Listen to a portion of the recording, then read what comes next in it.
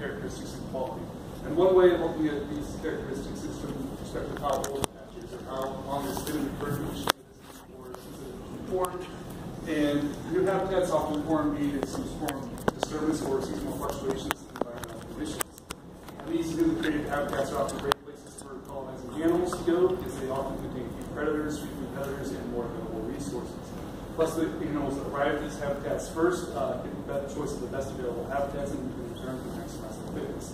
And examples of this include migratory birds arriving at breeding sites and colonization of bird areas after fires. But I want to look at this in terms of temporary ponds, which, upon filling, provide habitat for numerous aquatic animals. Temporary ponds, of course, by the very nature, dry periodically.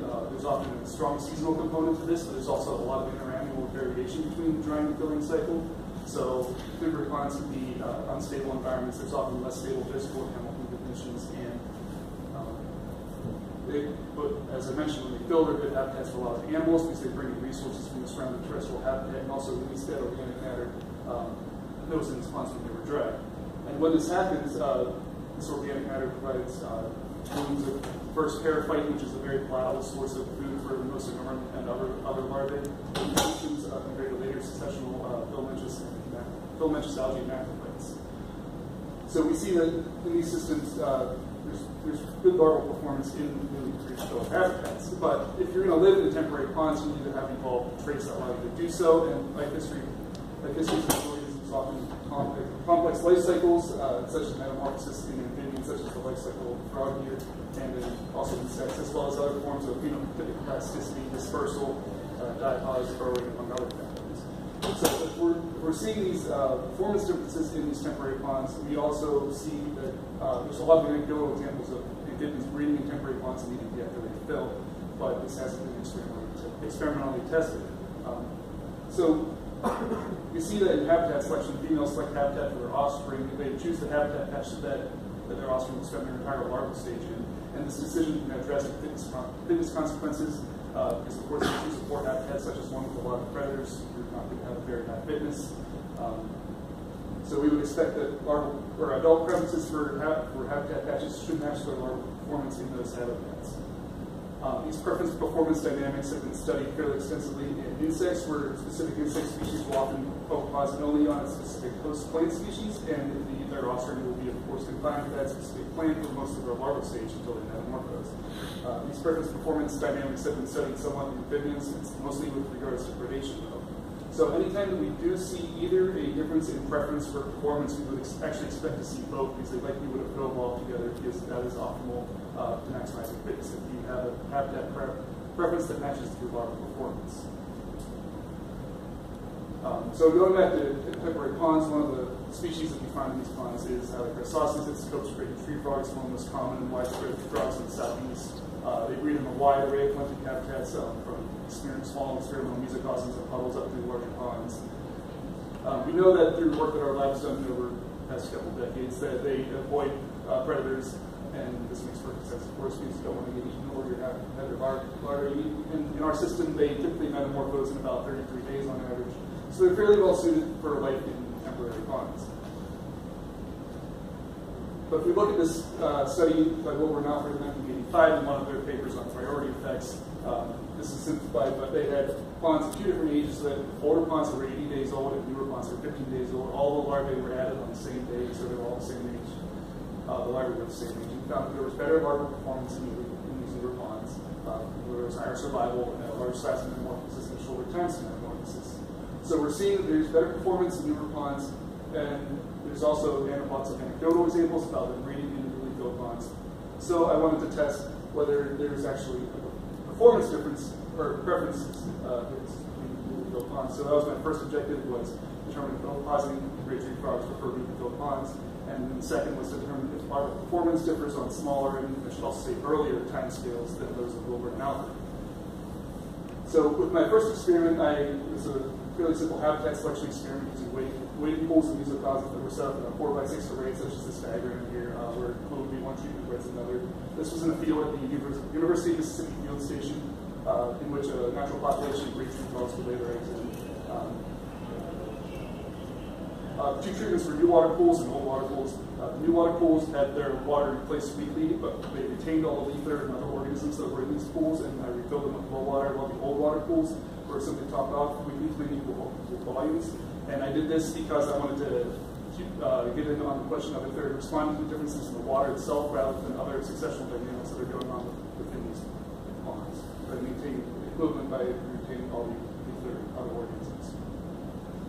As this experiment went on, I collected and counted all the eggs daily as they were laid and continued changing the water for 4 weeks. And then at the end of the experiment, we had 6,590 total eggs, and 6,554 of those were new water pools, and 44 were old water pool. Well, one old water pool on one night. This is the total number of eggs laid in each of the 2 treatments on each of the 5 nights that we received eggs. These are the only nights that there were eggs in this experiment, and there was no breeding anywhere at the field station after the 31st of August. And if we look at this in terms of the mean number of eggs laid per pool per treatment, we again see a strong preference for new water pools as we would have predicted, and actually probably stronger than we would have predicted. But if you look at what else was going on in these pools, you see the conductivity was significantly lower, less than half that in the new water pools and the old water pools, and dissolved oxygen was significantly higher, but not as large a difference in that. Dissolved oxygen is difficult to pinpoint why that was different. It could be due to higher primary productivity, but we didn't measure that, and the dissolved oxygen is also undersaturated. We'll get back to conductivity, but there are also no differences in pH, temperature, or even salinity between the 2 treatments. So in terms of conductivity, we know that conductivity is an indicator of dissolved solids in pools in water, and it increases both as ponds age and as nutrient levels increase. So while we're expecting to see better larval performance in newly filled ponds, which would have lower conductivity, we would also expect to see better larval performance in ponds with higher nutrient levels, which would have higher conductivity. So it seems like it could be an ambiguous indicator of hatch quality, but we haven't directly seen frogs respond to the nutrient levels themselves. And which also makes some sort of sense, because if you're going to respond to nutrient levels, why would you just not respond to like the direct effects of nutrient levels, increasing production of resources in those habitats that you're going to use directly, or use emanating from that biota.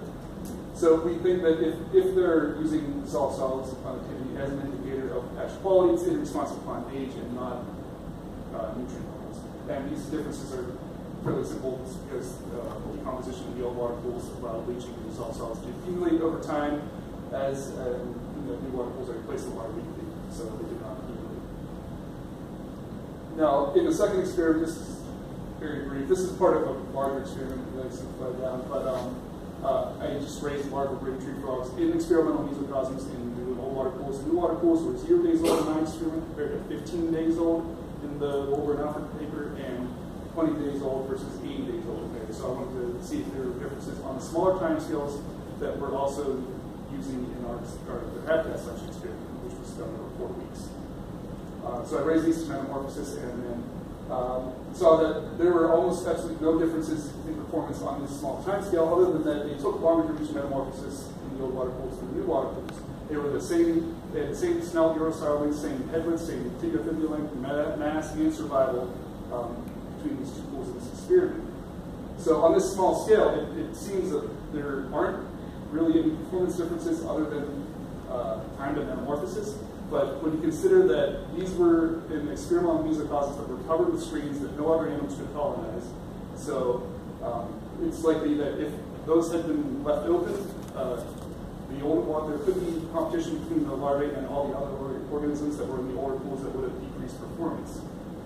So on this time scale, we're not seeing performance differences, although there could be.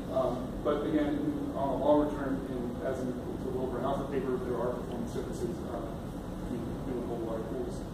So in conclusion, you see that Oviposition preferences of gray tree frogs seem to match larval performance, and this is really important because it helps to maximize fitness. And as I said, differences in probably over 20 days are likely for performance differences when you're controlling for all these other factors. These preferences could be response to dissolved solids or conductivity in the bottoms. And so just thanks to Oviposition, let's